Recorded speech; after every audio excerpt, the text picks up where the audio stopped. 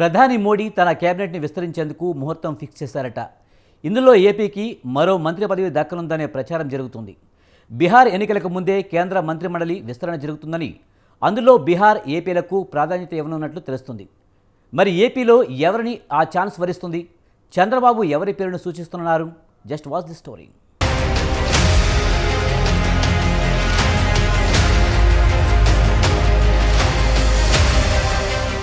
ప్రధాని మోదీ త్వరలో తన కేబినెట్ విస్తరణ చేపట్టబోతున్నారా? ఇందులో ఏపీకి ఒక మంత్రి పదవి దక్కనుందా అంటే ఢిల్లీ రాజకీయ వర్గాల్లో అవుననే సమాధానం వస్తుంది. కేంద్ర మంత్రివర్గ విస్తరణకు ప్రధాని మోడీ ముహూర్తం ఫిక్స్ చేసినట్లు తెలుస్తోంది. దసరాకు ముందే కేబినెట్ను విస్తరించి మరింత మందికి పదవులు ఇవ్వనున్నట్లు తెలిసింది. త్వరలో బీహార్ అసెంబ్లీ ఎన్నికలు నిర్వహించనున్నారు.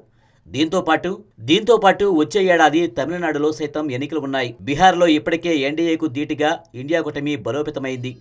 అందుకే ఆ రాష్ట్రానికి వీలైనన్ని మంత్రి పదవులు ఇవ్వాలని మోడీ భావిస్తున్నారు. అంతేకాకుండా తమిళనాడులో అన్నా డీఎంకేతో జత కట్టాలని, తద్వారా డీఎంకే కూటమిని గద్దె దించాలని బీజేపీ ప్లాన్ చేస్తోంది.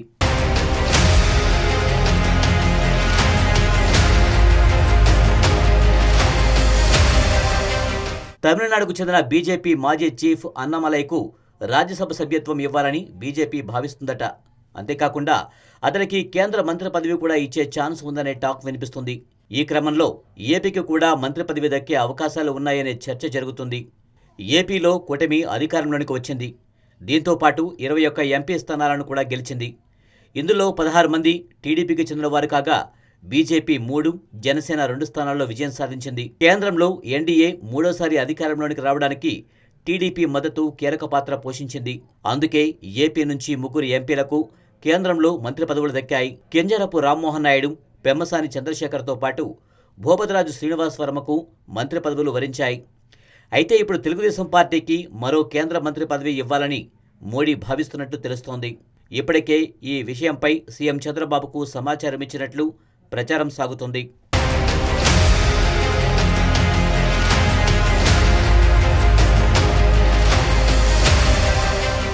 ప్రస్తుతం ఏపీ నుంచి కేంద్ర మంత్రులుగా ప్రాతినిధ్యం వహిస్తున్న వారిలో రాయలసీమకు చెందిన వారు ఎవరూ లేరు. కింజరాపు రామ్మోహన్ నాయుడు ఉత్తరాంధ్రకు చెందిన నేత, పెమ్మసాని చంద్రశేఖర్ కోస్తాంధ్రకు, శ్రీనివాస్ వర్మ గోదావరి జిల్లాలకు చెందిన వ్యక్తి. ఈ క్రమంలో రాయలసీమలోని అనంతపురంతో పాటు చిత్తూరు ఎంపీ పేర్లు ఇప్పుడు కేబినెట్ కోసం పరిశీలిస్తున్నట్లు తెలుస్తోంది.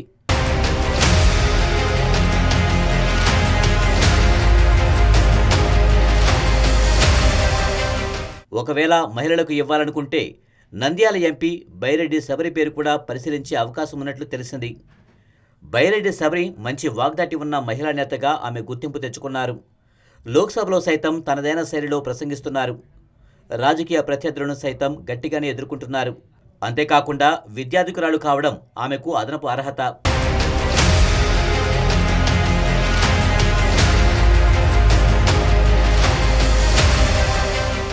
బైరెడ్డి శబరి కుటుంబ నేపథ్యం కూడా ఆమెకు కలిసి వస్తుంది. ఆది నుంచి బైరెడ్డి కుటుంబం తెలుగుదేశం పార్టీలోనే కొనసాగింది. శబరి తండ్రి రాజశేఖర రెడ్డి టీడీపీలోనే ఎమ్మెల్సీగా ప్రాతినిధ్యం వహించారు. అందుకే చంద్రబాబు ఆమెకు ఈ పదవి ఇస్తారని జోరుగా ప్రచారం జరుగుతుంది.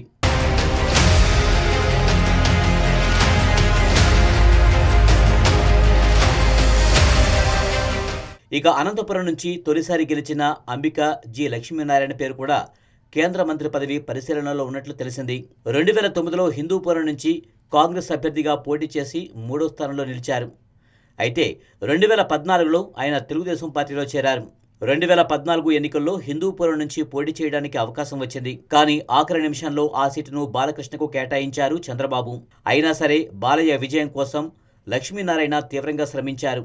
ఆయన సత్యసాయి జిల్లా టీడీపీ ప్రధాన కార్యదర్శిగా పనిచేస్తూనే అనంతపురం ఎంపీగా పోటీ చేసి 188,555 ఓట్ల భారీ మెజారిటీతో గెలిచారు. 2014 నుంచి తనకు టికెట్ రాకపోయినా పార్టీకి విధేయుడిగా ఉన్నారు. అందుకే ఆయనకు మంత్రి పదవికి అవకాశం కల్పిస్తారనే చర్చ జరుగుతుంది.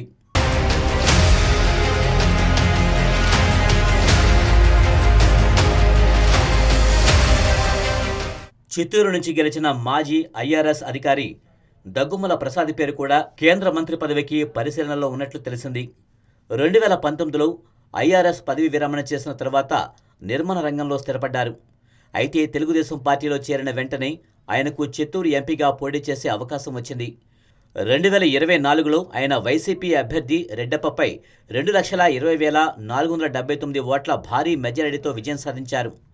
ఆయన ప్రస్తుతం లోక్సభలో టీడీపీ పార్లమెంటరీ పార్టీ డిప్యూటీ 4 లీడర్గా వ్యవహరిస్తున్నారు.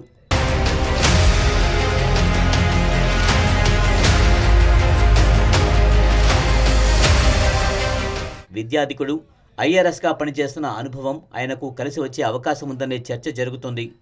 చంద్రబాబు కూడా దగ్గుమల ప్రసాదరావు వైపే మొగ్గు చూపుతున్నట్లు టాక్ వినిపిస్తుంది. మరి కేంద్ర మంత్రివర్గంలో ఈ ముగ్గురులో ఎవరికి ఛాన్స్ దొరుకుతుందో వేచి చూడాలి.